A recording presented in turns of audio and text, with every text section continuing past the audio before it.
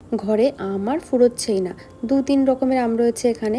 আর সেখান থেকেই ছেলের পছন্দের একটা জিনিস বানিয়ে ফেললাম। আমসত্ত্ব ত্রিবিক ভীষণ পছন্দ করে, কিন্তু সেটা আবার হতে হবে বাড়ির বানানো, দোকানেরটাও আবার খায় না। এই কয়েক বছর ধরে আমি আমসত্ত্ব বানাচ্ছি, বেশ ভালোই হচ্ছে। গত বছর আমের ফলন এত কম ছিল আর দামটা তার জন্য অনেক বেশি ছিল, কিন্তু এবছর আমের দাম অনেকটাই সস্তা। তাই প্রথমে কিছুটা বানিয়ে ফেললাম। এইটা শুকিয়ে তারপরে আবার বানাবো। তার জন্য কয়েকটা আম ভালো করে ধুয়ে খোসাটা ছাড়িয়ে নিচ্ছি।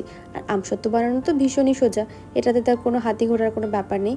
আমি খোসাগুলোকে ছাড়িয়ে আমগুলোকে ভালো করে চটকে নেব। এটা চাইলে ঘষনিতে ঘষেও নেওয়া যেতে পারে, আমি হাত দিয়েই চটকে নিচ্ছি।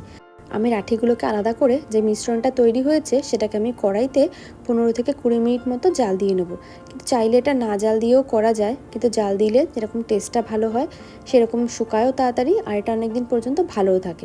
তার জন্য আমি কড়াইতে কিছুক্ষণ পর্যন্ত এটাকে জাল দিয়ে নেব। দেখো অনেকটা গাঢ়ও হয়ে আসবে, তারপর এটাকে ব্যাস 2-3 দিন রোদে দিলেই হয়ে গেল। এর মধ্যে চাইলে কিছুটা পরিমাণ চিনি অ্যাড করে দেওয়া যেতে পারে, কিন্তু এই আমগুলো অনেক বেশি মিষ্টি ছিল, তার জন্য আমি আর কোনো রকম চিনি দেইনি। সকালের দিকে অনেক রোদ ছিল, কিন্তু এখন দেখি মেঘ হয়ে এসেছে।